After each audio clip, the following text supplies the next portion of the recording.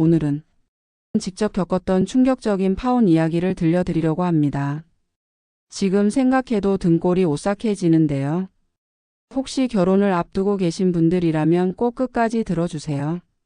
제 이야기가 여러분께 조금이라도 도움이 되었으면 좋겠습니다. 이야기 시작하기 전에 좋아요, 구독 부탁합니다. 이야기 제작하는데 많은 도움이 됩니다. 제 이름은 수아, 30대 중반의 평범한 직장인입니다. 공기업에 다니면서 나름 안정적인 삶을 살고 있었죠. 그러던 중 소개팅으로 만난 남자가 있었어요. 그는 회계사였고 성실하고 책임감 있어 보이는 사람이었습니다. 처음 만났을 때부터 느낌이 좋았어요. 그는 항상 시간 약속을 잘 지켰고 데이트할 때도 세심하게 신경 써주는 스타일이었거든요. 제가 힘든 일이 있으면 밤늦게까지 전화로 이야기를 들어주기도 했고요. 무엇보다 저희 부모님께도 정말 예의 바르게 대했습니다.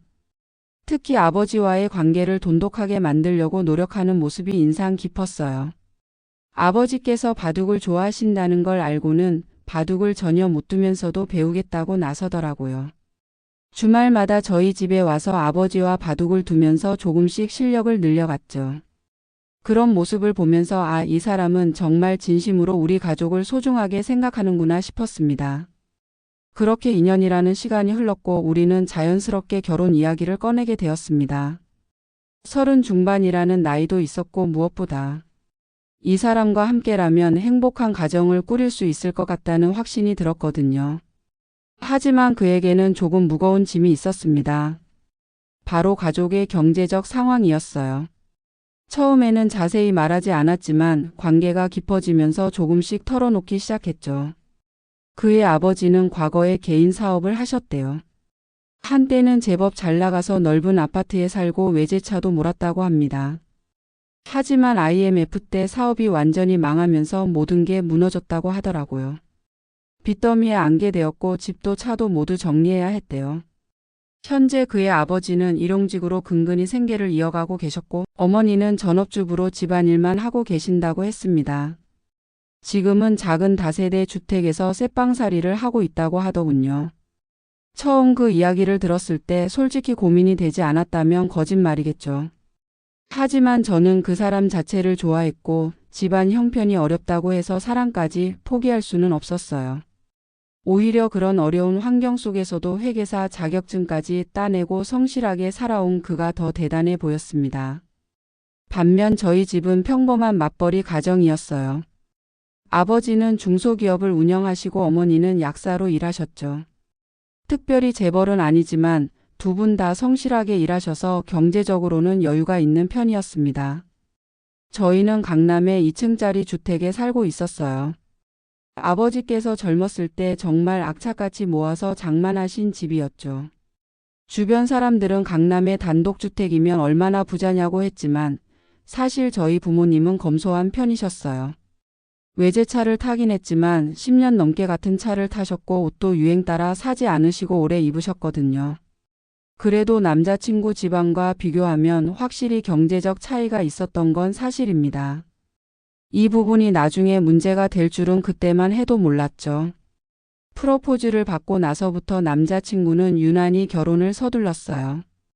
빨리 가족이 되고 싶다. 부모님도 빨리 며느리 보고 싶어 하신다며 자꾸 일정을 앞당기려고 했죠. 처음에는 그냥 결혼이 기다려지는 건가 보다 생각했어요. 하지만 돌이켜보면 그때부터 뭔가 이상한 신호들이 있었던 것 같아요. 특히 저희 부모님께 보이는 행동이 더 적극적이 되었거든요. 아버지와 바둑 두는 횟수도 늘었고 어머니께는 약국에서 파시는 건강식품을 정기적으로 사다 드리기 시작했어요. 물론 예비 사위로서 잘 보이려는 노력이라고 생각했지만 지금 생각해보면 그 이면에 다른 의도가 있었던 거죠. 결혼을 약속하고 나서 처음으로 그의 집을 방문했습니다. 솔직히 말씀드리면 첫인상은 좋지 않았어요. 미리 집이 작다는 건 들었지만 막상 가보니 생각보다 더 열악했거든요. 현관문을 열자마자 좁은 복도에 짐들이 가득 쌓여 있었어요. 신발장도 넘쳐나고 벽에는 오래된 달력들이 여러 개 붙어 있었죠. 거실로 들어가니 소파는 낡아서 스프링이 삐져나와 있었고 TV도 아주 오래된 브라운관이었습니다. 하지만 뭐 경제적으로 어려우시니까 그럴 수 있다고 이해하려고 했어요. 문제는 위생 상태였습니다. 바닥 곳곳에 먼지가 쌓여 있었고 소파에는 머리카락이 여기저기 붙어 있었거든요. 화장실도 너무 더러워서 볼일 보는 게 망설여질 정도였어요. 그래도 꾹 참고 밝게 웃으며 인사를 드렸습니다. 예비 시어머니께서는 저를 보자마자 환하게 웃으시며 반겨주셨어요. 우리 며느리 예쁘게 생겼네, 착해 보인다 하시면서 칭찬을 아끼지 않으셨죠. 그날의 저녁 식사는 예비 시어머니께서 직접 준비해 주셨어요. 음식 솜씨는 정말 좋으셨습니다.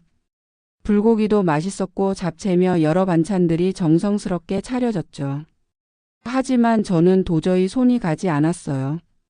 왜냐하면 반찬 여기저기에서 머리카락이 나왔거든요. 그래도 최대한 티 내지 않으려고 조금씩 먹는 척했습니다. 남자친구는 제 눈치를 보면서도 아무 말 하지 않았고요.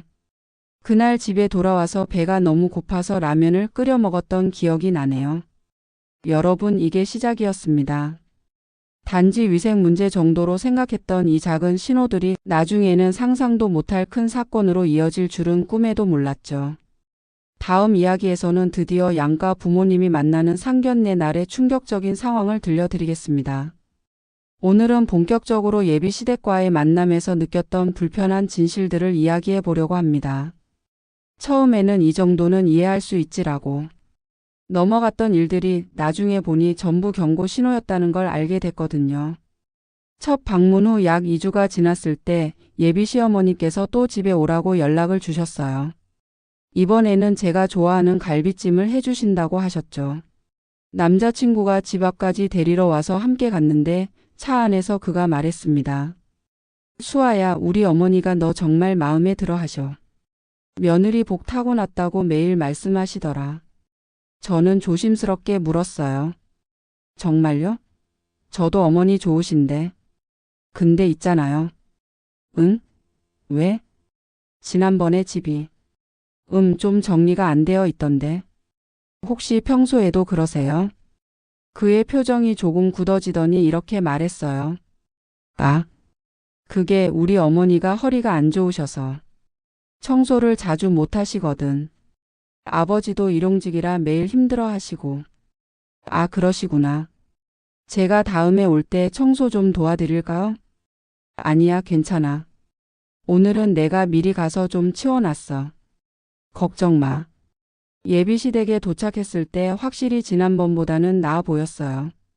거실 바닥도 쓸어 놓으셨고 소파에 있던 머리카락들도 치워진 상태였죠. 하지만 여전히 전체적으로 오래된 냄새가 났고 곳곳에 먼지가 쌓여 있었습니다. 시어머니께서 환하게 웃으시며 맞아주셨어요. 어머, 우리 예쁜 며느리 왔네. 어서와, 어서와. 오늘 갈비찜 해놨는데 맛있을 거야. 안녕하세요, 어머니. 번거로우신데 제가 또 와서 죄송해요. 무슨 소리야? 우리 며느리인데 매일 와도 좋지. 자, 앉아. 금방 상 차릴게. 어머니께서 부엌으로 들어가시자 남자친구가 제 손을 꼭 잡으며 말했어요. 수아야, 우리 어머니 진짜 음식은 잘하시거든. 기대해. 응, 지난번에도 맛있었어. 저번엔 많이 못 먹은 것 같던데. 오늘은 많이 먹어. 그때 시어머니께서 상을 들고 나오셨는데 정말 정성스럽게 차려진 한 상이었어요. 갈비찜, 잡채, 각종 나물, 김치, 된장찌개까지. 보기엔 정말 맛있어 보였습니다. 자, 많이 먹어.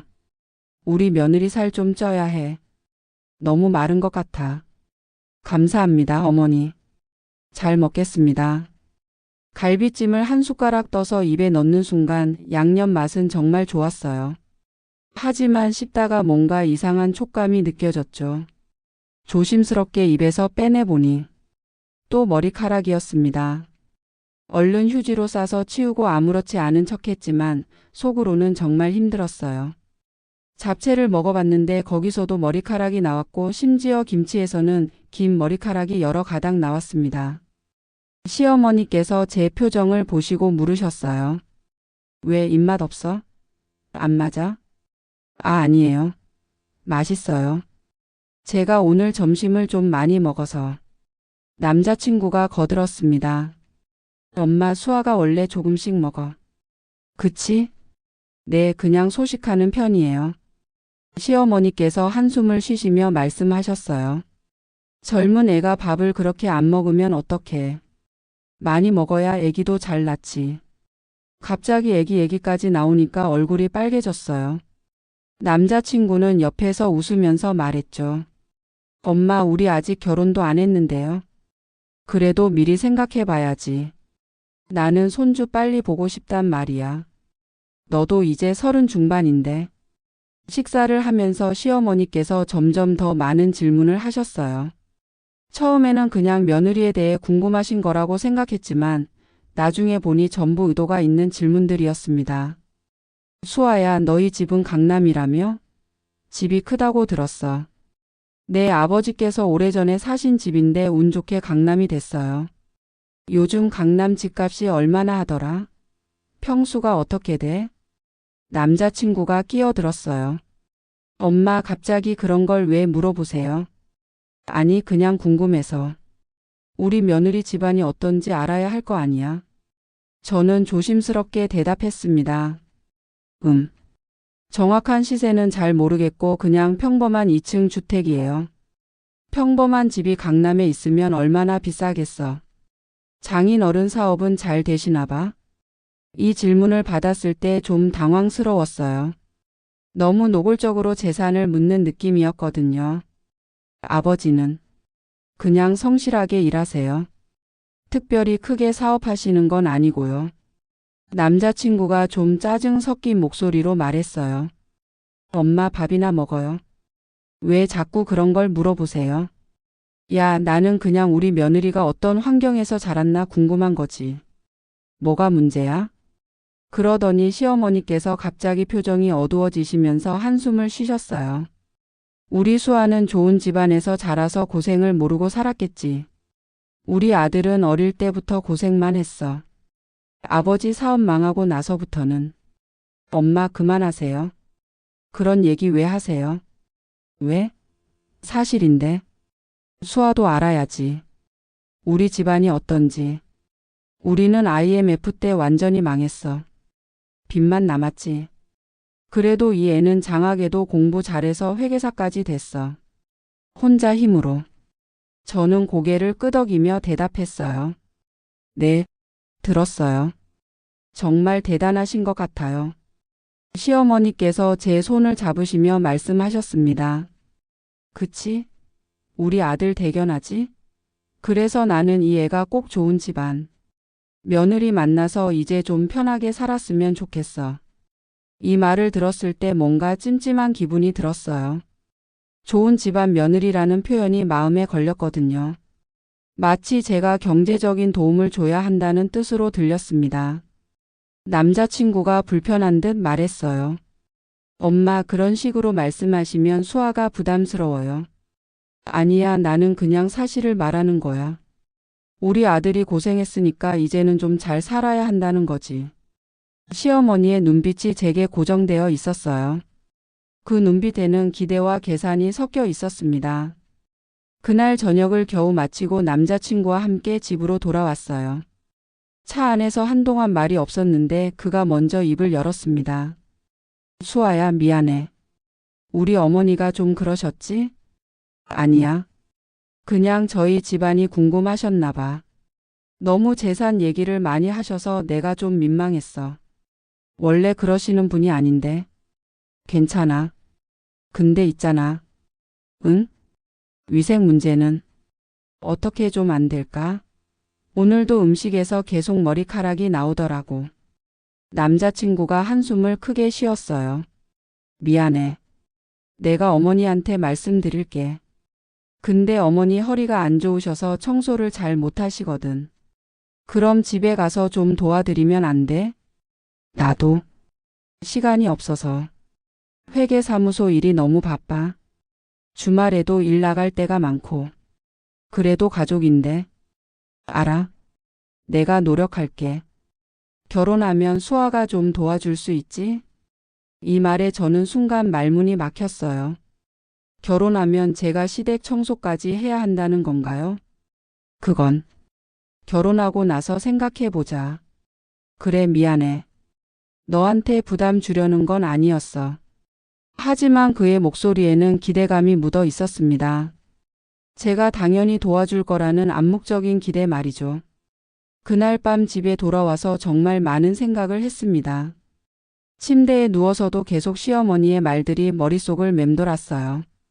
좋은 집안 며느리를 만나서 편하게 살았으면 좋겠어. 강남 집값이 얼마나 하더라? 장인어른 사업은 잘 되시나 봐? 모든 대화가 돈과 재산에 관한 것이었습니다. 저라는 사람 자체보다는 제 집안의 경제력에 더 관심이 있는 것처럼 느껴졌어요. 하지만 그때는 결혼 전이니까 궁금하실 수도 있지라고 애써 이해하려고 했어요. 남자친구를 사랑했고 그와의 미래를 믿었으니까요. 위생 문제도 결혼 후에 제가 조금씩 도와드리면 해결될 거라고 생각했습니다. 얼마나 순진했던 걸까요? 이 모든 게 시작에 불과했다는 걸 저는 그때 몰랐습니다. 연애할 때는 사랑만 보이지만 결혼은 두 집안의 결합이라는 말이 있잖아요. 그 말이 정말 맞더라고요. 저는 한 사람만 보고 결혼을 결심했지만 실제로는 그의 가족, 그의 환경, 그의 가치관까지 모두 받아들여야 하는 거였습니다. 다음 편에서는 드디어 양가 부모님이 만나는 상견례 이야기를 들려드릴게요. 그날 정말 상상도 못할 일들이 벌어졌습니다. 식당에 들어서는 순간부터 분위기가 이상했고 시어머니의 첫 마디부터 저희 가족은 당황할 수밖에 없었죠. 오늘은 양가 부모님이 만나는 상견례 이야기를 들려드리려고 합니다. 사실 이날을 떠올리면 지금도 손에 땀이 나요. 한 번의 만남으로 제 인생이 완전히 달라졌거든요. 상견례 날짜는 남자친구와 함께 정했어요. 서울 시내에 있는 괜찮은 한정식 레스토랑을 예약했죠. 비용은 미리 합의한 대로 저희 둘이 모은 돈으로 준비하기로 했습니다. 양가 부모님께는 부담 드리지 않겠다고 약속했었거든요. 상견례 당일 아침 남자친구에게서 전화가 왔어요. 수아야, 오늘 우리 부모님이랑 같이 식당으로 갈게. 너희 부모님도 시간 맞춰 오시면 돼. 응, 알았어. 떨리는데? 나도 떨려. 근데 잘 될 거야. 걱정 마. 그의 목소리는 평소와 달리 약간 긴장되어 있었어요. 저도 마찬가지였죠. 오늘 상견례가 잘 되면 본격적으로 결혼 준비에 들어가는 거니까요. 아버지께서도 아침부터 새 양복을 꺼내 입으시며 긴장하시는 게 보였어요. 어머니는 몇 번이나 거울을 보시며 옷매무새를 다듬으셨고요. 수아야, 저쪽 부모님이 어떤 분들이시더라? 어머니가 물으셨습니다. 좀 소탈하신 것 같아요. 그리고 어머니 있잖아요. 왜? 집안 형편이 좀 어려우시니까 혹시라도 그런 말씀 안 하시는 게 좋을 것 같아요. 아버지께서 고개를 끄덕이셨어요. 당연하지. 우리가 뭐 그런 얘기를 하겠니? 걱정 마라. 저희 가족이 먼저 식당에 도착했어요. 예약한 룸은 깔끔하고 분위기도 좋았습니다. 잠시 후 남자친구 가족이 들어왔는데 시어머니의 복장을 보고 저는 살짝 놀랐어요. 화려한 금목걸이에 반짝이는 브로치, 그리고 값비싸 보이는 명품 가방을 들고 계셨거든요. 저번에 집에서 뵀을 때와는 완전히 다른 모습이었습니다. 시아버지는 조금 불편해 보이는 정장 차림이셨고요. 양가 부모님이 인사를 나누셨습니다. 처음 뵙겠습니다. 수아 아버지입니다. 네. 반갑습니다. 저는 이의 어머니고요. 시어머니의 목소리는 평소보다 조금 더 큰 편이었어요. 악수를 나누고 자리에 앉았는데 분위기가 묘하게 어색했습니다. 날씨가 좋네요. 오시는데 불편하지 않으셨어요? 어머니께서 분위기를 풀려고 말씀하셨어요. 네. 우리는 차가 없어서 지하철 타고 왔어요. 그래도 금방 왔네요. 시어머니의 대답이었습니다. 괜히 차가 없다는 걸 강조하시는 것 같아서 조금 불편했어요. 음식이 나오기 시작하고 본격적으로 결혼 이야기가 나왔습니다. 아버지께서 먼저 말씀을 꺼내셨어요. 아이들이 서로 좋아하니까 저희야 뭐 좋습니다. 결혼 준비는 천천히 해도 되고요. 네, 저희도 그렇게 생각합니다. 시아버지께서 조심스럽게 대답하셨죠. 그런데 그때 시어머니께서 갑자기 말씀하셨어요. 그런데 말이에요. 결혼식장 말인데요. 네, 말씀하세요. 우리 쪽 친인척이랑 친구들이 대부분 대전에 있거든요. 그래서 식장을 대전으로 했으면 좋겠어요. 순간 우리 가족 모두가 얼어붙었습니다. 저도 남자친구도 전혀 예상하지 못한 말이었거든요. 아, 대전 말씀이신가요? 어머니께서 당황하시며 물으셨어요. 네, 우리 친척들이 다 대전에 있어서요. 서울까지 오기 힘드시거든요. 아버지께서 난색을 표하셨습니다. 그런데 저희 쪽 하객들은 대부분 서울에 계신데요. 수아 친구들도 다 서울이고 저희 친척들도 수도권에 계시거든요. 그러니까 버스를 대절하시면 되죠. 요즘 관광버스 많잖아요. 시어머니께서 마치 당연하다는 듯이 말씀하셨어요. 저는 옆에서 남자친구의 얼굴을 쳐다봤는데 그도 놀란 표정이었습니다. 버스를 대절한다고 해도 비용도 만만치 않고 하객분들이 불편해 하실 텐데요. 어머니께서 조심스럽게 말씀하셨어요. 불편하긴요. 버스 타고 가면 되는데 요즘 관광버스 좋잖아요. 편하게 갈 수 있어요. 그래도 왕복 2~3시간은 걸리는데 아버지께서 난감한 표정으로 말씀하셨습니다. 그러자 시어머니께서 이렇게 말씀하셨어요. 그럼 식장을 서울로 하면 우리 친척들은 어떻게 와요? 우리는 차도 없는데. 우리 쪽 사람들도 다 형편이 안 좋아서 올라오기 힘들다고요. 분위기가 점점 이상해졌어요. 남자친구가 끼어들었습니다.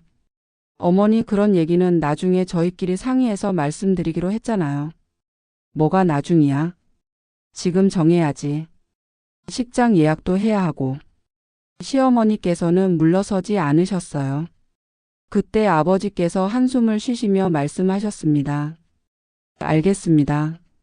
그럼 버스를 대절하는 걸로 하죠. 비용은 저희가 부담하겠습니다. 그러시면 되죠. 우리도 양보하는 거예요. 원래는 대전에서 하는 게 맞는데. 저는 옆에서 듣다가 화가 치밀어 올랐어요. 양보라니요? 우리 쪽 하객이 훨씬 많은데 말이에요. 잠시 침묵이 흘렀습니다. 음식을 먹는 척하며 모두들 말이 없었죠. 그런데 시어머니께서 다시 입을 여셨어요. 근데 사모님 강남에 사신다며요? 아, 네. 오래 살았습니다. 집이 크시죠? 단독주택이라고 들었는데. 뭐, 그냥 평범한 집입니다. 어머니께서 겸손하게 대답하셨어요. 그러자 시어머니께서 웃으시며 말씀하셨습니다. 강남의 단독주택이면 평범한 게 아니죠. 요즘 집값이 얼마예요? 그러니까 버스 빌리는 돈 정도는 껌값이시겠네요.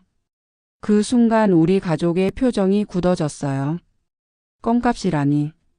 아버지의 얼굴이 붉어지는 게 보였습니다. 껌값은 아닙니다. 저희도 평생 열심히 일해서 모은 돈인데요. 아버지께서 차갑게 말씀하셨어요. 아이고, 그렇게 받아들이시면 어떡해요. 저는 그냥 여유 있으시니까 괜찮으시겠다는 뜻이었는데. 시어머니는 웃으면서 말씀하셨지만 그 웃음이 전혀 웃음으로 들리지 않았어요. 분위기가 싸늘해졌지만 시어머니께서는 아랑곳하지 않으셨어요.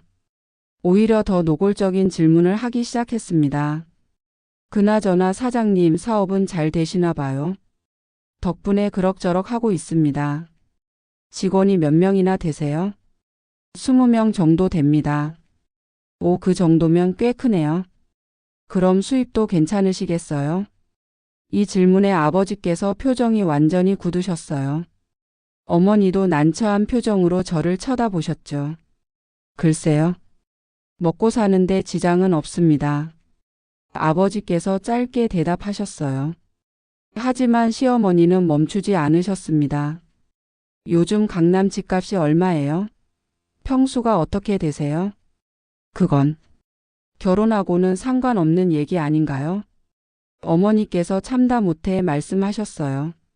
아니에요. 우리 아들이 어떤 집안으로 시집가는지 알아야죠. 혹시 투기라도 하셨나요? 아니면 벼락부자세요? 그 말에 저는 참을 수가 없었어요. 옆에서 끼어들었습니다. 어머니, 그건 너무 실례되는 말씀 아니세요? 뭐가 실례야? 나는 그냥 궁금해서 물어보는 건데. 시어머니께서는 이번에는 다른 방향으로 공격을 시작했어요. 아참, 그리고 사장님. 외제차 타시죠? 네, 오래된 차입니다만.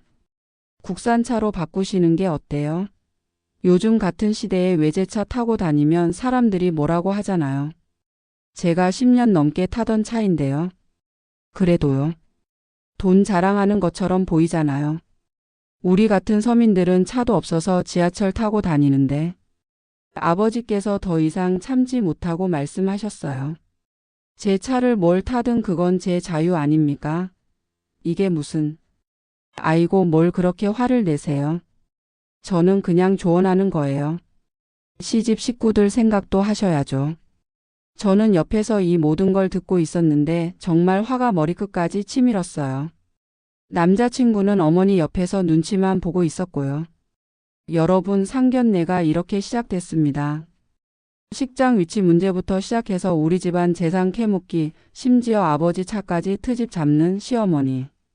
이게 겨우 시작이었어요. 이 뒤로 더 충격적인 일들이 벌어졌는데요. 다음 편에서는 시어머니의 도를 넘는 요구사항들과 제가 결국 폭발하게 된 결정적인 순간을 들려드리겠습니다. 과연 이 상견례는 어떻게 끝났을까요? 상견례에서 벌어진 더욱 충격적인 일들을 이야기해 보려고 합니다. 솔직히 이 부분을 말하려니 지금도 손이 떨리네요. 어떻게 사람이 저럴 수 있을까 싶을 정도였거든요. 식장 문제와 우리 집안 재산 캐묻기로 이미 분위기가 최악이었는데 시어머니께서는 멈추지 않으셨어요. 오히려 더 노골적이고 황당한 요구들을 쏟아내기 시작했습니다. 잠시 어색한 침묵이 흘렀어요. 음식은 나왔지만 아무도 제대로 먹지 못하는 분위기였죠. 그때 시어머니께서 갑자기 한숨을 크게 쉬시며 말씀하셨습니다. 휴. 우리는 진짜 IMF 이후로 고생만 하고 살았어요. 사장님, 사모님은 모르실 거예요. 빚쟁이들한테 쫓기면서 사는 게 어떤 건지. 그건 참 힘드셨겠습니다. 어머니께서 예의상 대답하셨어요. 힘든 정도가 아니죠. 우리가 얼마나 쪼들려 살았는지. 애 학원비도 제대로 못 대주고. 근데 이 애가 정말 기특하게도 혼자 힘으로 회계사까지 됐어요. 아드님이 정말 대단하십니다. 아버지께서도 덧붙이셨죠. 그렇죠? 그래서 이 애는 이제 좀 잘 살아야 해요. 평생 고생만 했으니까. 그죠? 시어머니께서 우리 부모님을 번갈아 쳐다보시며 말씀하셨어요. 그 눈빛에는 뭔가 기대하는 게 있었습니다. 뭐 아드님이 워낙 능력이 있으시니까 잘 사실 거예요. 어머니께서 조심스럽게 대답하셨습니다. 그러자 시어머니께서 본격적으로 요구사항을 꺼내기 시작했어요. 그래서 말인데요, 신혼집 말이에요. 네, 신혼집이요? 아이들이 시작하는 거니까 집은 당연히 준비해 주셔야죠. 저는 그 말을 듣고 깜짝 놀랐어요. 남자친구와 저는 전세로 시작하기로 이미 얘기를 나눴거든요. 둘이 모은 돈으로 작은 전세집을 얻으려고 했죠. 저희가 집을 준비해 주라고요?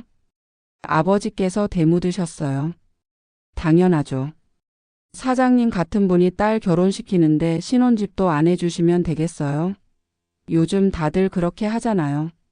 하지만 저희는 아이들이 둘이서 시작하는 게 맞다고 생각합니다. 어머니께서 단호하게 말씀하셨어요.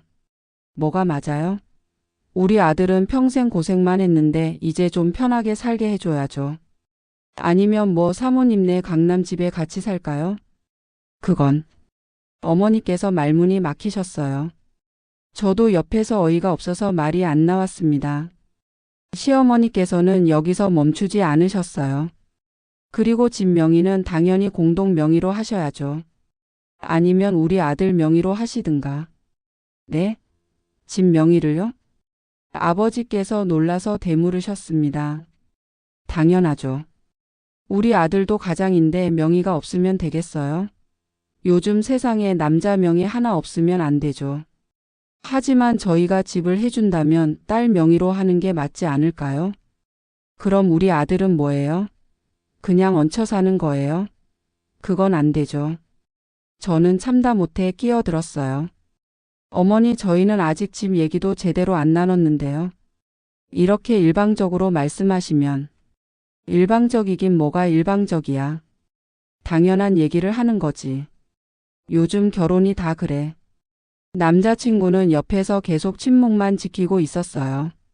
저는 그의 얼굴을 쳐다봤는데 그는 눈을 피했습니다. 그때 시어머니께서 결정타를 날리셨어요. 정말 믿을 수 없는 말을 입 밖으로 내셨죠. 그리고 수아 씨, 솔직히 말해서 나이가 어떻게 되죠? 35? 36입니다. 봐요. 여자 나이 30 넘었으면 홍기가 지난 노처녀잖아요. 요즘 시대에 30 중반 넘은 여자 시집가기 얼마나 힘든데. 그 말을 듣는 순간 머리가 하얘졌어요. 노처녀라니요? 홍기가 지났다니요? 어머니, 그건 너무 심한 말씀 아니세요? 심하긴 뭐가 심해. 사실이잖아. 우리 아들이 수아 씨를 구제해 주는 거나 마찬가지예요. 감사할 줄 알아야지. 어머니께서 얼굴이 붉어지시며 말씀하셨어요. 지금 무슨 말씀을 하시는 겁니까? 우리 딸을 구제한다고요? 사실이 그렇잖아요. 나이도 있고 요즘 남자들 30 중반 넘은 여자 안 좋아한다고요. 우리 아들이 마음씨가 좋아서 받아주는 거지. 아버지께서 자리에서 일어나려고 하셨어요. 어머니께서 아버지의 팔을 붙잡으시며 진정시키셨죠. 시어머니께서는 아랑곳하지 않고 계속 요구사항을 늘어놓으셨어요. 그리고 예단 준비하셔야죠. 반상기 세트는 기본이고 이불 세트도 좋은 걸로. 우리 집 TV도 너무 낡아서 새 걸로 바꿔야 하고. 잠깐만요. 지금 신혼집뿐만 아니라 시댁 물건까지 우리가 사드리라는 말씀이신가요? 어머니께서 믿을 수 없다는 표정으로 물으셨어요. 당연하죠. 예단이 그런 거 아니에요? 시집에 드리는 거잖아요. 요즘은 그렇게까지 안 합니다. 뭐가 안 해요? 우리 때는 다 그랬는데. 친척들 이불도 해주고 한복도 해주고. 사모님은 그것도 모르세요? 시대가 바뀌었습니다. 요즘은. 시대가 바뀌었어도 예의는 지켜야죠. 우리 친척들한테 뭐라고 해요? 며느리네가 예단도 제대로 안 해줬다고 하면 우리가 얼마나 창피해요. 저는 옆에서 이 대화를 듣고 있는데 정말 현실감이 없었어요. 이게 2025년에 벌어지고 있는 일이라는 게 믿기지 않았습니다. 저는 남자친구를 쳐다봤어요. 그는 계속 고개를 숙이고 있었습니다. 당신은 왜 가만히 있어요? 어머니가 이렇게 말씀하시는데 아무 말도 안 해요? 남자친구가 조심스럽게 입을 열었어요. 어머니, 그래도 이건 좀. 너는 가만히 있어. 내가 알아서 할게. 시어머니께서 아들을 제지했습니다. 아니, 이건 저희 일인데 어머니가 다 정하시면 어떡해요? 뭐가 어떡해? 나는 내가 손해보지 않게 하려고 챙기는 거야. 엄마가 안 챙겨주면 누가 챙겨줘? 남자친구는 다시 입을 다물었어요. 저는 그 모습을 보면서 실망감이 밀려왔습니다. 2년 동안 사귀면서 보았던 그 책임감 있고 당당했던 모습은 어디 간 걸까요? 시어머니께서 마지막 폭탄을 터뜨렸어요. 아, 그리고 한 가지 더. 우리는 형편이 어려우니까 결혼하고 나서도 매달 생활비 좀 보내줘야 해요. 네? 생활비를요? 어머니께서 깜짝 놀라서 물으셨어요. 당연하죠. 우리 아들이 회계사인데 어머니 모시는 건 기본 아니에요? 매달 한 100만 원 정도면 될 것 같은데. 그건 아드님이 벌어서 드리셔야 하는 거 아닌가요? 우리 아들 혼자 벌면 얼마나 벌어요? 수아 씨도 공기업 다니면서 돈 잘 벌잖아요. 같이 모시는 거죠. 저는 더 이상 참을 수가 없었어요. 지금까지 계속 참아왔지만 이건 정말 너무했습니다. 어머니, 지금 농담하시는 거죠? 제가 차갑게 말했어요. 농담? 무슨 농담? 나는 진지하게 말하는 건데. 신혼집도 우리 쪽에서 해주고 명의는 공동이나 아들 명의로 하고 예단에 TV에 이불에 다 해드리고 거기다 매달 100만 원씩 생활비까지 드리라고요. 그래, 그게 뭐 어때서? 너희 집은 돈 많잖아. 돈이 많든 적든 그건 상관없는 문제예요. 이건 너무 일방적이잖아요. 일방적이긴. 우리 아들이 30 중반 넘은 노처녀 받아주는데 그 정도는 해줘야지. 또다시 노처녀 소리를 듣자 저는 완전히 이성을 잃었어요. 어머니, 제가 노처녀면 어때서요? 그리고 저도 나름대로 괜찮은 직장 다니고 제 돈 벌어서 살아가는 사람이에요. 누가 누구를 구제한다는 건 정말 예의 없는 말씀이세요. 저는 분노가 치밀어서 계속 말을 이어갔어요. 그리고 있잖아요, 어머니. 혹시 아세요? 지난 2년 동안 저희가 데이트하면서 든 비용 대부분을 제가 냈다는 거요. 뭐? 시어머니의 표정이 변했어요. 영화 보러 가도 제가 내고 밥 먹어도 제가 내고 여행 가도 대부분 제가 냈어요. 아드님은 회계사무소 일이 바빠서 돈을 모으지 못한다고 하셨죠. 저는 이해했어요. 그래서 제가 더 많이 냈던 거예요. 남자친구의 얼굴이 새하얘졌어요. 수아야, 그건. 그런데 지금 와서 우리 집이 돈이 많으니까 다 해주라고요? 그것도 노처녀를 구제해 준다는 명목으로요? 어머니께서 제 손을 잡으셨어요. 진정하라는 뜻이었죠.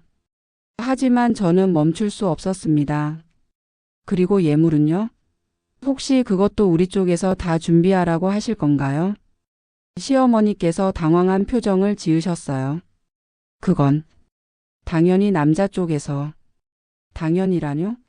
아까부터 당연히 하시는데 어머니께서 말씀하시는 당연한 게 다 우리 쪽이 돈 내는 거더라고요.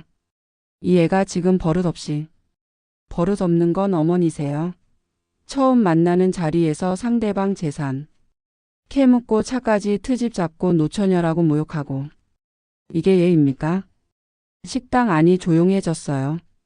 다른 룸에서도 들릴 정도로 제 목소리가 컸던 거죠. 클로징 멘트.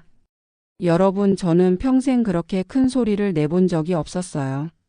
원래 조용하고 차분한 성격이거든요. 하지만 그날은 정말 참을 수가 없었습니다. 시어머니의 얼굴이 붉어졌고 시아버지는 난처한 표정으로 앉아 계셨어요. 우리 부모님은 놀란 표정이셨지만 저를 제지하지 않으셨습니다. 그리고 남자친구. 그는 여전히 고개를 숙이고 있었습니다. 사실 그 순간 저는 이미 마음속으로 결정을 내렸어요. 이 결혼은 할 수 없다고요. 하지만 진짜 충격은 그 다음에 찾아왔습니다. 남자친구가 저에게 그리고 우리 가족에게 숨겨왔던 진실이 드러나는 순간이었죠. 그리고 시어머니의 마지막 한마디가 모든 걸 끝냈습니다. 제가 소리를 지르고 난 후 식당 안은 정말 조용해졌어요. 옆 룸에서 들릴 정도로 컸던 제 목소리 때문에 주변이 다 멈춘 것 같았습니다. 시어머니께서 얼굴이 새빨개져서 저를 노려보셨어요. 지금 이 애가 감히 나한테. 어머니, 저도 사람입니다. 아무리 결혼을 앞둔 사이라고 해도 이렇게 무례하게 대하시면 안 되죠. 제 목소리는 여전히 떨리고 있었지만 더 이상 물러설 생각이 없었어요. 아버지께서 천천히 입을 여셨습니다. 오늘 이야기는 여기서 정리하는 게 좋겠습니다. 저희가 너무 다른 생각을 가지고 있는 것 같네요. 그게 무슨 말씀이세요? 시아버지께서 처음으로 말씀하셨어요. 상견례 내내 거의 말이 없으셨는데 그때 처음 목소리를 내신 거죠. 말 그대로입니다. 이런 식으로는 결혼 준비를 진행하기 어려울 것 같습니다. 어머니께서도 단호하게 말씀하셨어요. 저는 남자친구를 똑바로 쳐다봤어요. 당신 생각은 어때요? 지금까지 어머니 말씀 듣고 있으면서 한마디도 안 했잖아요. 수아야, 그게 뭐예요? 당신은 어머니 편이에요? 아니면 우리 편이에요? 남자친구는 대답하지 못했어요. 그저 난처한 표정으로 어머니와 저를 번갈아 쳐다볼 뿐이었죠. 저는 깊게 숨을 들이쉬고 말했습니다. 알겠어요. 저는 이 결혼 다시 생각해 보는 게 맞을 것 같아요. 뭐? 수아야, 잠깐만. 아니에요. 지금까지 보니까 우리는 너무 안 맞아요. 가치관도 다르고 결혼에 대한 생각도 완전히 다르고요. 시어머니께서 비웃듯이 말씀하셨어요. 그래 가세요. 가. 어차피 홍기 지난 노처녀가 어디 가서 시집이나 가나 보자. 그 말을 듣고 어머니께서 확 일어나셨어요. 다시는 우리 딸한테 그런 말 하지 마세요. 당신네 아들이나 잘 키우세요. 그때 시어머니께서 갑자기 아들을 쳐다보며 물으셨어요. 야, 너 통장에 돈 얼마나 모았어? 2년 동안 사귀면서 돈 모았다며? 남자친구의 얼굴이 창백해졌어요. 엄마 그게 얼마냐고.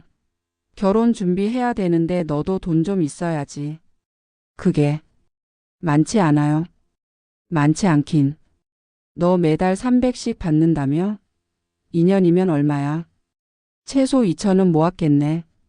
저는 그 대화를 듣고 깜짝 놀랐어요. 남자친구 월급이 300이라고요? 저는 200 정도라고 들었는데요. 엄마 여기서 그 얘기 하지 마세요. 왜? 뭐가 문제야? 어차피 결혼하면 다 알 텐데. 엄마. 남자친구가 다급하게 말렸지만 시어머니는 멈추지 않으셨어요. 통장 얼마 있는지 말해봐. 지금 당장.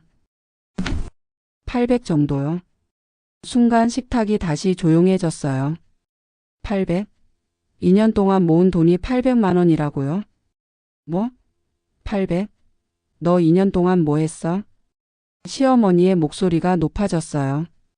저도 믿을 수가 없었습니다. 잠깐만요. 800만 원이요? 2년 동안 모은 돈이 고작 800만 원이에요? 수아야 미안해. 나도. 월급이 300만 원인데 2년이면 최소 5천은 모아야 하는 거 아니에요? 아니, 제가 알기로는 월급이 200이라고 했는데 300이에요. 남자친구는 고개를 떨구고 대답하지 못했어요. 시어머니께서 아들을 노려보며 물으셨습니다. 너 그동안 돈 다 어디다 썼어? 그게. 말해봐.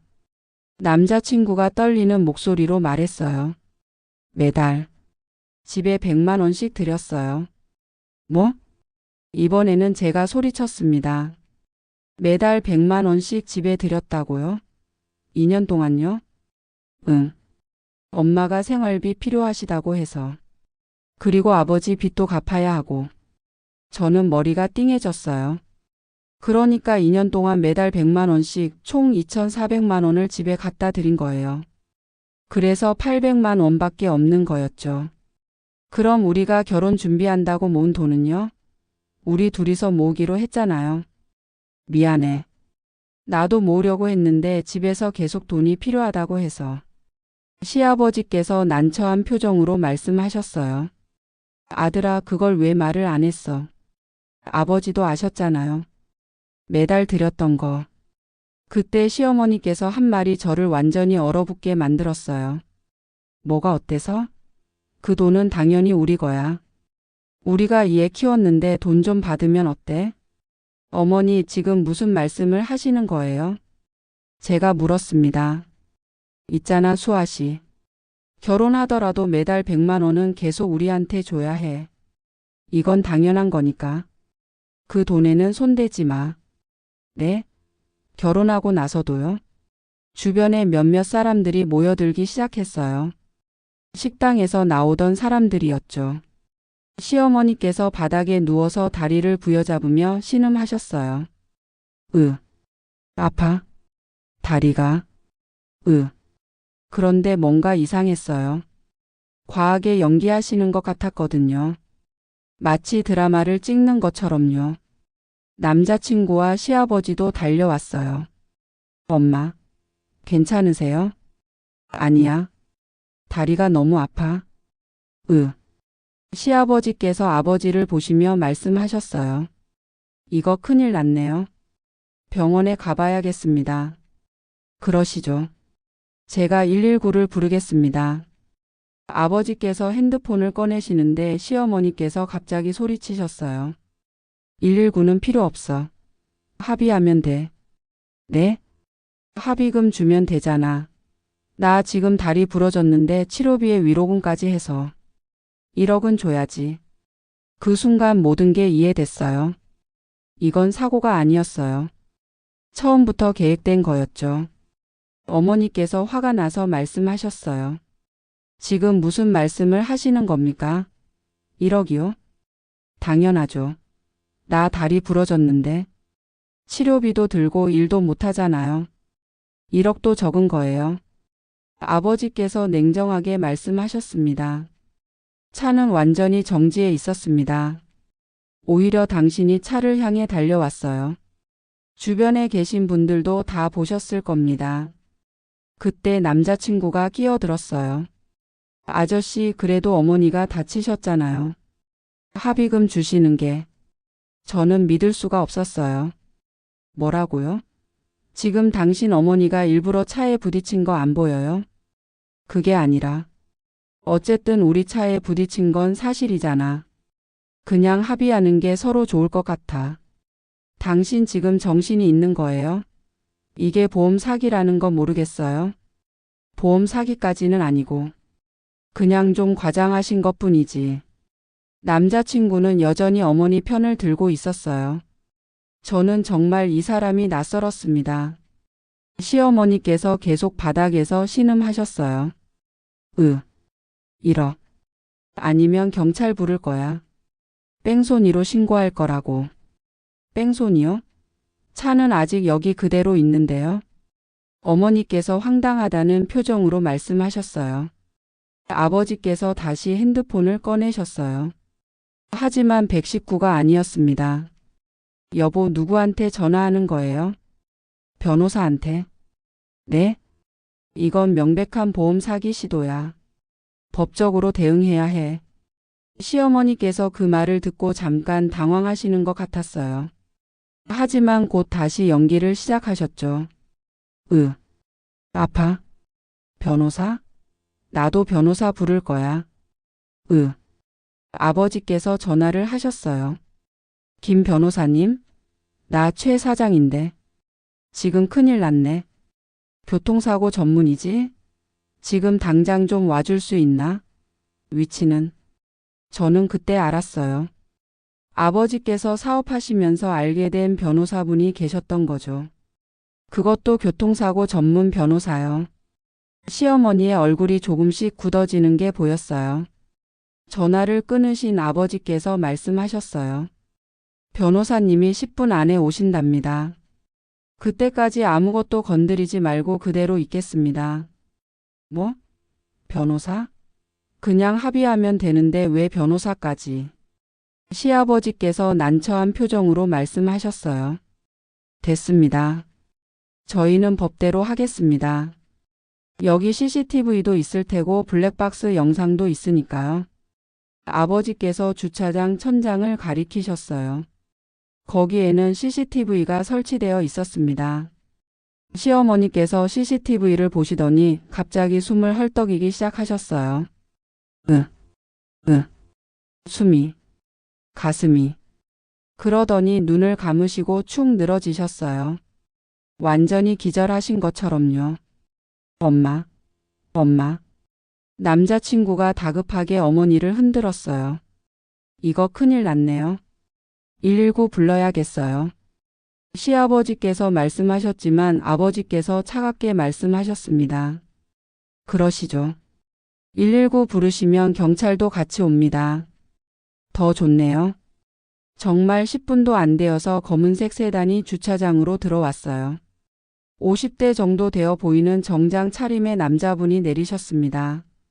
최 사장님, 김 변호사님 빨리 와주셔서 감사합니다. 변호사님께서 상황을 둘러보시더니 바닥에 누워 계신 시어머니를 보셨어요. 상황이 어떻게 된 겁니까?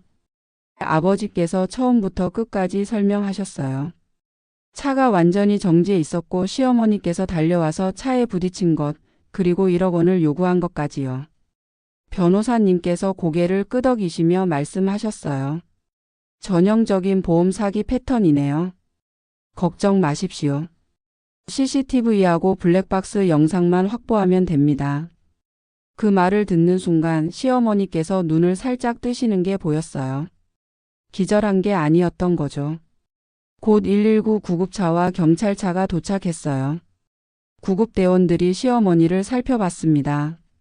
어디가 아프십니까? 다리가 부러진 것 같아요. 구급대원이 시어머니의 다리를 조심스럽게 만져보더니 고개를 갸우뚱했어요. 부러진 것 같지는 않은데요. 일단 병원 가셔서 정밀 검사 받아보셔야겠습니다. 경찰관이 저희에게 다가왔어요. 사고 경위를 말씀해 주시겠습니까? 아버지께서 다시 한번 설명하셨고 변호사님께서 거들어 주셨어요. 경찰관님, 이건 명백한 보험 사기 시도입니다. 차량은 완전히 정지해 있었고 저분이 고의로 차에 부딪힌 겁니다. CCTV 영상 확인해 주시기 바랍니다. 알겠습니다. 일단 모두 경찰서로 가시죠. 거기서 조사하겠습니다. 구급차에 시어머니와 시아버지 남자친구가 탔어요. 저희는 아버지 차를 타고 경찰차를 따라 경찰서로 향했습니다. 차 안에서 어머니께서 말씀하셨어요. 이럴 줄 알았으면 애초에 만나지 말 걸 그랬어. 무슨 사람들이 이래. 괜찮아요, 여보. 다행히 김 변호사가 있어서. CCTV 영상만 확인하면 모든 게 명확해질 거야. 저는 뒷좌석에서 아무 말도 하지 못했어요. 너무 충격적이어서 말이 안 나왔거든요. 어떻게 사람이 저럴 수가 있지? 일부러 차에 부딪히다니. 변호사님께서 우리를 위로하듯 말씀하셨어요. 최 사장님, 걱정 마십시오. 제가 이런 케이스 많이 봤습니다. 요즘 이런 보험 사기가 정말 많거든요. 그래도 하필이면 사위 될 뻔한 사람. 어머니가. 더 다행인 겁니다. 결혼 전에 알게 되셔서요. 만약 결혼하고 나서 이런 일이 있었으면 어떻게 됐겠습니까? 그 말이 맞았어요. 정말 결혼 전에 알게 된 게 다행이었습니다. 여러분, 경찰서로 가는 차 안에서 저는 지난 2년을 되돌아봤어요. 남자친구와의 행복했던 순간들, 결혼을 꿈꾸던 설렘들. 모든 게 거짓은 아니었을 텐데 어쩌다 이렇게 된 걸까요? 하지만 이제 명확했어요. 이 사람들과는 절대로 가족이 될 수 없다는 것. 아니, 가족이 되어서는 안 된다는 것을요. 경찰서에서 밝혀진 충격적인 진실과 이 모든 일의 결말을 들려드리려고 합니다. 솔직히 이 부분은 지금 생각해도 믿기지 않아요. 사람이 어떻게 저렇게까지 할 수 있는지, 그리고 그런 어머니 밑에서 자란 남자친구가 왜 그랬는지. 모든 게 이해가 됐거든요. 자, 그럼 시작하겠습니다. 경찰서에 도착했어요. 시어머니는 목발을 짚고 들어오셨는데 병원에서 검사 결과 다리에는 아무 이상이 없다고 했대요. 그저 타박상 정도만 있을 뿐이라고요. 그런데도 시어머니께서는 계속 다리를 절뚝이시며 아픈 척 하셨어요. 다리가. 이거 절대 가벼운 부상이 아니야. 경찰관이 우리를 각각 다른 방으로 안내했어요. 조사를 따로 받아야 한다고 했죠. 변호사님께서 아버지와 함께 조사실로 들어가셨고 저와 어머니는 대기실에서 기다렸습니다. 1시간쯤 지났을까요? 조사실 문이 열리고 아버지와 변호사님이 나오셨어요. 표정이 밝으셨습니다. 어떻게 됐어요? 어머니께서 급히 물으셨어요. 괜찮아. 모든 게 명확하게 밝혀졌어. 아버지께서 안심하라는 듯 말씀하셨습니다. 변호사님께서 설명해 주셨어요. 주차장 CCTV 영상을 확인했습니다. 차량은 완전히 정지해 있었고 저쪽 어머니가 달려와서 고의로 차량에 몸을 부딪힌 게 명확하게 찍혀 있습니다. 정말요? 네, 게다가 블랙박스 영상에도 똑같이 나와 있고요. 이건 명백한 보험 사기 시도입니다. 그럼 우리는 아무 문제 없는 거죠? 당연하죠. 오히려 저쪽이 문제입니다. 보험 사기 미수죄로 처벌받을 수 있어요. 그때 옆 조사실에서 시어머니의 목소리가 들렸어요. 아니야. 내가 분명히 차에 치인 거라고. CCTV가 잘못 찍힌 거야. CCTV와 블랙박스 영상이 둘 다 같은데 어떻게 잘못 찍힐 수가 있습니까? 경찰관의 차분한 목소리가 들렸습니다. 잠시 후 담당 경찰관이 나오셨어요. 그리고 저희에게 놀라운 이야기를 해주셨습니다. 최 사장님, 혹시 저쪽 분이 어떤 분인지 아셨습니까? 아니요, 잘 모릅니다. 무슨 일이라도? 신원 조회를 해봤는데요. 전과가 있으시더군요. 전과요? 우리 모두 깜짝 놀랐어요. 네, 그것도 보험 사기 관련 전과가 여러 건 있습니다. 여러 건이요? 2010년부터 2018년까지 총 5번의 보험 사기로 처벌받으셨네요. 주로 횡단보도에서 우회전하는 차량을 노려서 일부러 부딪히는 수법이었습니다. 저는 그 말을 듣고 온몸에 소름이 돋았어요. 이게 처음이 아니었던 거예요. 시어머니는 이런 일을 상습적으로 해온 거였습니다. 변호사님께서 물으셨어요. 그럼 오늘 사건도 같은 수법이군요. 그렇습니다. 전형적인 꽁치기 수법이죠. 정지에 있는 차량에 고의로 부딪혀서 합의금을 받아내는 거요. 보통 운전자들이 당황해서 그냥 합의금을 주는 경우가 많거든요. 경찰관께서 계속 설명해 주셨어요. 특히 2015년 사건이 심각했습니다. 그때는 임산부인 척배에 쿠션을 넣고 다니면서 차에 일부러 부딪힌 후 배 속의 아기가 위험하다며 거액을 뜯어냈죠. 세상에. 어머니께서 손으로 입을 막으셨어요. 그 사건으로 2년 집행유예를 받으셨고요. 2017년에는 또 비슷한 사건을 저질러서 징역 6개월을 살다 나오셨습니다. 그럼 오늘 사건은 전과가 있는 상태에서 또 같은 범죄를 저지른 거니까 가중 처벌을 받으실 겁니다. 게다가 이번에는 목격자들도 여럿 있고 영상 증거도 명확하니까요. 아버지께서 한숨을 크게 쉬셨어요. 우리 딸이 그 집안으로 시집갈 뻔했네요. 정말 다행입니다. 결혼 전에 알게 되셔서요. 잠시 후 시어머니께서 조사실에서 나오셨어요. 아까와는 달리 다리를 절뚝이지 않으셨습니다. 연기를 그만둔 거죠. 시어머니는 우리를 보시더니 눈을 피하셨어요. 시아버지와 남자친구도 함께 나왔는데 둘 다 고개를 숙이고 있었습니다. 저는 남자친구를 똑바로 쳐다봤어요. 당신 어머니가 이런 분인 거 알고 있었어요? 남자친구는 대답하지 못했어요. 그 모습이 대답이었죠. 알고 있었구나. 그치? 수아야. 언제부터 알았어요? 우리 사귀기 전부터? 아니면 사귀는 중에? 사귀기 전부터. 그 말에 저는 웃음이 나왔어요. 허탈한 웃음이었죠. 그럼 처음부터 다 알고 저한테 접근한 거네요. 제 집안이 괜찮다는 것도 알고. 그게 아니라 나는 진심으로 너를 좋아했어. 남자친구가 제 손을 잡으려고 했어요. 저는 손을 뿌리쳤습니다. 진심이었다고요? 그럼 왜 어머니가 이런 분이라는 걸 말 안 했어요? 2년 동안 한 번도요? 말하면 너랑 헤어질까봐 무서웠어. 당연히 헤어졌죠. 당신 어머니는 보험 사기범이잖아요. 상습범이고. 어머니도 어쩔 수 없었어. 우리 집이 너무 가난해서. 저는 고개를 저었어요. 가난한 건 어쩔 수 없어요. 하지만 범죄는 달라요. 당신 어머니는 선택한 거예요. 정직하게 살지 않고 남을 속여서 돈을 뜯어내는 걸 선택한 거라고요. 수아야, 제발. 그리고 당신도요. 어머니가 그런 분인 걸 알면서도 저한테 숨겼잖아요. 그것도 범죄 방조예요. 변호사님께서 거들었습니다. 맞습니다. 알고도 신고하지 않았다면 문제가 될 수 있죠. 시어머니께서 갑자기 소리쳤어요. 야, 너희가 뭔데? 우리 같은 가난한 사람들 무시하고. 너희는 돈 많아서 좋겠다. 돈이 많고 적고의 문제가 아닙니다. 범죄를 저지르신 거잖아요. 어머니께서 단호하게 말씀하셨어요. 범죄? 나는 살기 위해서 어쩔 수 없었어.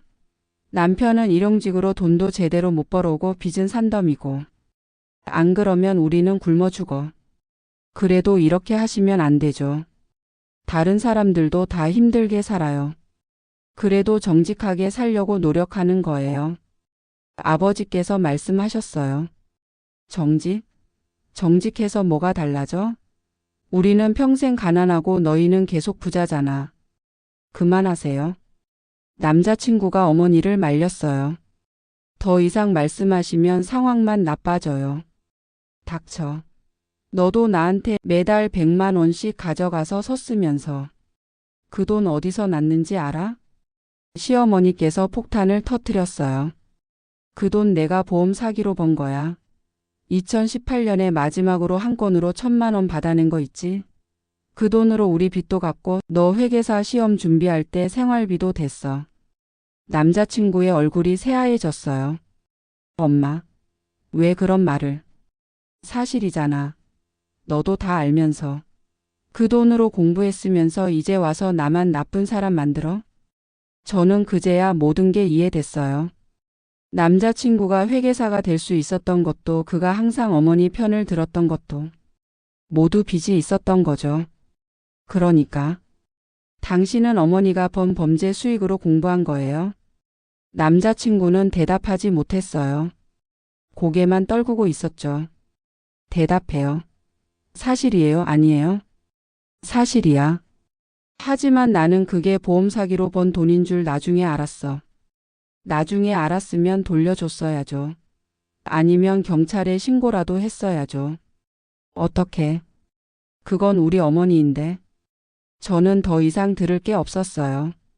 모든 게 명확했습니다. 알겠어요. 이제 정말 끝이에요. 수아야. 당신은 어머니의 범죄를 알고도 묵인했어요. 그 돈으로 공부했고 그 돈으로 저희를 만났죠. 처음부터 모든 게 거짓이었던 거예요. 아니야, 내 마음만큼은 진심이었어. 그 진심이 뭐가 중요해요? 당신은 저보다 어머니가 더 중요한 사람이에요. 그리고 어머니의 범죄를 막을 생각도 없고요. 저는 아버지를 쳐다봤어요. 아빠 법적으로 처리해 주세요. 저는 합의 안 할 거예요. 알았다. 아버지께서 고개를 끄덕이셨어요. 시어머니께서 다시 소리쳤어요. 뭐? 합의 안 해? 그럼 어쩔 건데? 우리 고소할 거야? 변호사님께서 차갑게 말씀하셨습니다. 당연하죠. 보험 사기 미수, 공갈 미수 그리고 무고죄까지 적용될 수 있습니다. 전과가 있으시니까 실형 선고 받으실 겁니다. 뭐라고? 시어머니의 얼굴이 하얗게 질렸어요. 우리는 경찰서를 나섰어요. 뒤에서 남자친구가 뭐라고 부르는 소리가 들렸지만 돌아보지 않았습니다. 주차장에 도착해서 차에 타려는데 어머니께서 저를 안아주셨어요. 수아야, 힘들었지? 이제 다 끝났어. 응. 엄마. 그제야 눈물이 났어요.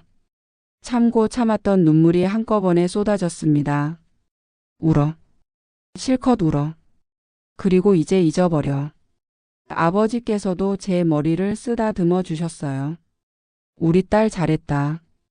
용기 내줘서 고마워. 차를 타고 집으로 향했어요. 차창 밖으로 서울의 야경이 보였습니다. 평소 같으면 예뻐 보였을 야경이 그날은 그저 흐릿하게만 보였어요. 집에 도착해서 방으로 들어갔어요. 침대에 누워서 천장을 바라봤습니다. 끼리끼리는 인성이구나. 문득 그런 생각이 들었어요. 흔히 끼리끼리라고 하면 경제력이나 집안 배경을 말하잖아요. 하지만 진짜 중요한 건 그게 아니었어요. 인성이었습니다. 사람의 됨됨이, 가치관, 살아가는 방식. 그게 맞아야 같이 살 수 있는 거더라고요. 어머니가 범죄를 저지르는 걸 당연하게 여기고 아들도 그걸 묵인하는 가족. 그들에게는 그게 생존의 방식이었을지 모르지만 저는 그렇게 살 수 없었어요. 핸드폰을 꺼내서 남자친구와의 대화방을 열었어요.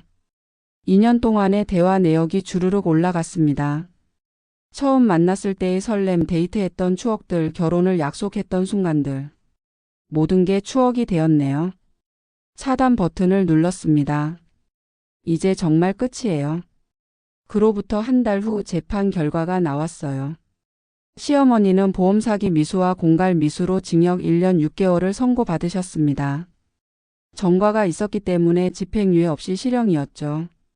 변호사님께서 전화로 알려주셨어요. 다행히 전과 기록과 CCTV 증거가 명확해서 처벌이 제대로 이루어졌습니다. 앞으로는 이런 일 없으실 겁니다. 감사합니다, 변호사님. 아닙니다. 그나저나 따님 괜찮으시죠? 네, 이제 괜찮아요. 사실 괜찮지는 않았어요. 밤마다 그날의 일들이 생각나서 잠을 설쳤거든요. 하지만 시간이 지나면서 조금씩 나아지고 있었습니다. 몇 달 후 우연히 남자친구 소식을 들었어요. 회사 동료를 통해서였죠. 그는 결국 집에서 나왔대요. 어머니가 감옥에 가시고 그 일로 회계사무소에서도 소문이 퍼져서 버티기 힘들었던 것 같아요. 지금은 작은 원룸에서 혼자 살면서 다른 회계사무소로 옮겼다고 합니다. 어머니와는 연락을 거의 안 한다고 하더라고요. 그 소식을 듣고 조금은 안쓰러웠어요. 하지만 동시에 그래도 어쩔 수 없었다는 생각이 들었죠. 그것이 그가 선택한 길이니까요. 만약 그때 결혼했다면 저도 그 소용돌이 속에 휘말려 있었을 거예요. 매달 시댁에 100만 원씩 보내고 시어머니의 문제들을 떠안고 남편은 저보다 어머니 편만 들고 정말 끔찍한 인생이었을 겁니다. 지금은 많이 괜찮아졌어요. 그 일이 있고 나서 6개월 정도 힘들었지만 이제는 웃을 수 있게 됐습니다. 회사에서도 잘 지내고 있고 친구들과도 자주 만나요. 부모님께서는 여전히 걱정하시지만 저는 괜찮다고 말씀드립니다. 결혼? 아직은 생각이 없어요. 한동안은 저 자신에게 집중하고 싶습니다. 하지만 언젠가 다시 사랑하게 된다면 이번에는 정말 신중하게 볼 거예요. 그 사람의 가족 가치관 그리고 무엇보다 인성을요. 돈이 많고 적은 건 정말 중요하지 않아요. 집안 배경도 마찬가지고요. 진짜 중요한 건 어떤 사람이냐, 어떻게 살아가느냐 하는 거더라고요. 긴 이야기 끝까지 들어주셔서 감사합니다. 제가 이 이야기를 공유한 이유는 혹시 저와 비슷한 상황에 계신 분들이 계시다면 조금이라도 도움이 되었으면 해서예요. 결혼은 정말 신중해야 합니다.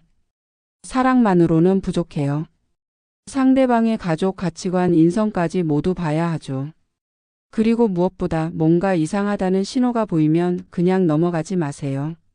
처음에 작은 신호들이 나중에는 큰 문제가 되거든요. 저는 다행히 결혼 전에 알게 됐지만 결혼 후에 알았다면 정말 큰일 날 뻔했어요. 여러분 모두 행복한 결혼 하시길 바랍니다. 그리고 기억하세요. 끼리끼리는 인성이라는 거요. 감사합니다.